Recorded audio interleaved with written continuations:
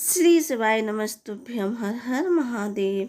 25 फरवरी से सीहोर कुबेरेश्वर धाम में श्री महाशिवरात्रि शिव महापुराण कथा शुरू हो गई है। महाशिवरात्रि के इस शुभ अवसर पर आप शिव महापुराण कथा 25 फरवरी से आप 3 मार्च तक आस्था चैनल के माध्यम से यूट्यूब पर दोपहर में 1 बजे से 4 बजे तक देख पाएंगे। सीहोर कुबेरेश्वर धाम के इस भव्य रुद्राक्ष महोत्सव में रुद्राक्ष भी अभिमंत्रित किए जा रहे हैं, जो वर्ष भर फ्री में बांटे जाते हैं।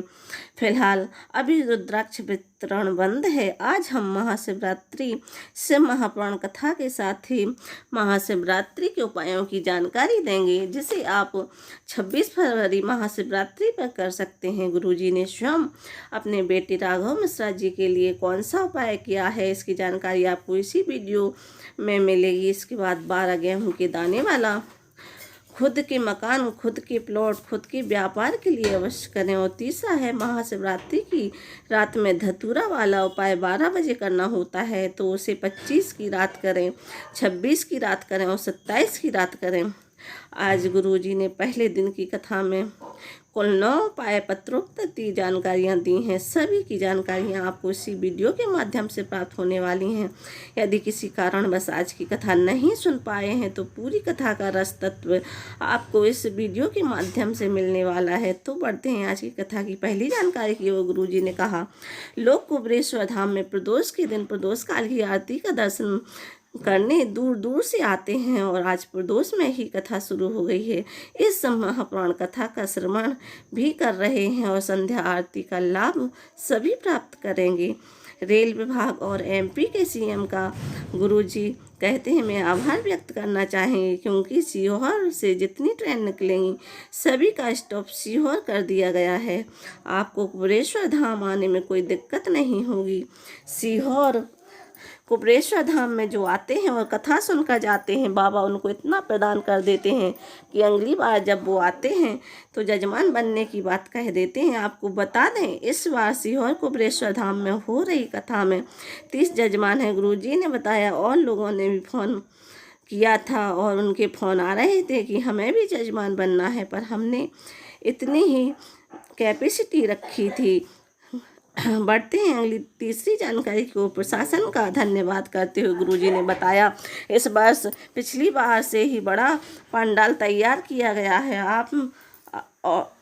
आप ऑटो बस गाड़ी से चलकर मात्र 200 से 500 मीटर चलकर कुबेरेश्वर धाम पहुंच जाते हैं। आपको ज़्यादा चलने की भी आवश्यकता नहीं है, इतनी अच्छी व्यवस्था की गई है। बढ़ते हैं चौथी जानकारी की ओर से। महापुराण की कथा कहती है, आपका भाग्य आपके कर्म को नहीं बदल सकता, पर आपके कर्म आपके भाग्य को बदल सकते हैं। बढ़ते हैं अगली 5वीं जानकारी की ओर से। महापुराण की कथा कहती है, सत्य टिकता है और असत्य मिटता है। बढ़ते हैं अगली 6वीं जानकारी की ओर। पिछली वर्ष की कथा में गुरुजी ने कहा था कि अच्छे शहद को, प्योर शहद को, शुद्ध शहद को शिवलिंग पर चढ़ाने का बहुत महत्व बताया गया है। गुरुजी ने कहा, आप हमारे शहर के लोगों से पूछ सकते हैं या यूट्यूब में पुराने वीडियो में देख सकते हैं, हमारे पुत्र राघव को कितना बड़ा चश्मा लगा था, कितना मोटा चश्मा लगा था। शिवरात्रि में शहद वाले उपाय से उसका चश्मा उतर गया है। महाशिवरात्रि की रात्रि में आपको शिवलिंग पर शहद अर्पित करना है और थोड़ा सा आपको प्राप्त कर लेना है और उसे अपने नेत्रों में लगाना है। काजल की तरह लगाना है। वह नेत्र की ज्योति को 12 ज्योतिर्लिंग की तरह केंद्रित कर देता है। बढ़ते हैं अगली 7वीं जानकारी की। गुरुजी ने महाशिवरात्रि की चढ़ी हुई बेलपत्र और महाशिवरात्रि पर चढ़ा हुआ दाना, गेहूं का खुद का मकान नहीं है, खुद का प्लॉट नहीं है, खुद की गाड़ी नहीं है, खुद का व्यापार नहीं है, खुद का कुछ भी नहीं है, तो आज के दिन या महाशिवरात्रि के दिन यह उपाय करना है। आपको एक गेहूं की बाली लेना है। गेहूं की जो बाली होती है वो आपको ले लेना है और महाशिवरात्रि के दिन वो बाली आपको शिवलिंग पर अर्पित कर देना है और उसके बाद उस बाली को आपको उठा लेना है और उसके 12 दाने निकाल लेना है। अगर आपके पास बाली नहीं है तो आप गेहूं के 12 दाने शिवलिंग पर अर्पित कर देना है। उसके बाद उनको आपको उठा लेना है। उसमें से एक दाना आपको शिवलिंग पर चढ़ा देना है माता अशोक सुंदरी के स्थान पर आपको इस दाने को चढ़ा देना है और 11 दाने आपको अपने पास रख लेना है।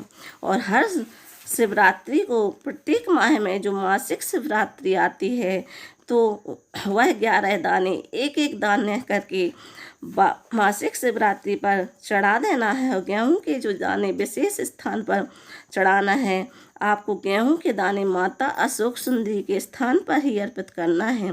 गेहूं की बाली आपको शिवलिंग पर अर्पित करना है, फिर वह बाली आपको उठा लेना है और उसमें गेहूं के दाने निकाल लेना है। फिर एक एक दाना माता अशोक सुंदरी के स्थान पर 12 महीने की जो शिवरात्रि आती है उस पर एक एक दाना माता अशोक सुंदरी पर चढ़ा देना है। जब अगली साल की जो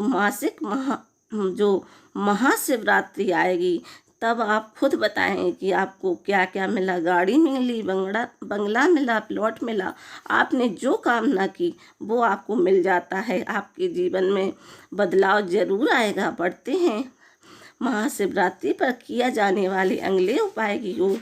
धतूरे का एक ऐसा उपाय है, अगर आपको बहुत कष्ट है, आपके जीवन से कष्ट निकल ही ना रहा है, आपको बहुत तकलीफ है, धन की कमी है, संपदा की कमी है, व्यापार भी नहीं चल रहा है, तो यह उपाय सिर्फ महाशिवरात्रि पर किया जाता है। आपको धतूरा हल्दी में डुबो लेना है।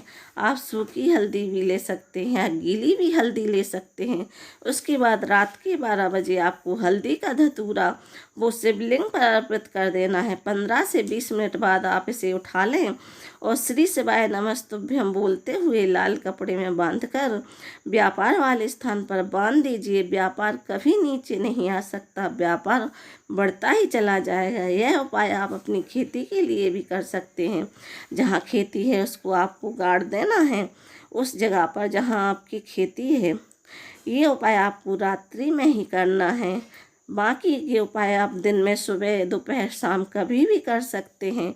इसके बाद अगली शिव महापुराण कथा 6 मार्च से 12 मार्च बठिंडा पंजाब में होगी, जिसका एड्रेस का है पटेल नगर रिंग रोड में शिव महापुराण कथा होगी। इन उपायों से जुड़े अगर आपके मन में कोई सवाल है तो आप पूछ सकते हैं। श्री शिवाय नमस्तुभ्यम। हर हर महादेव।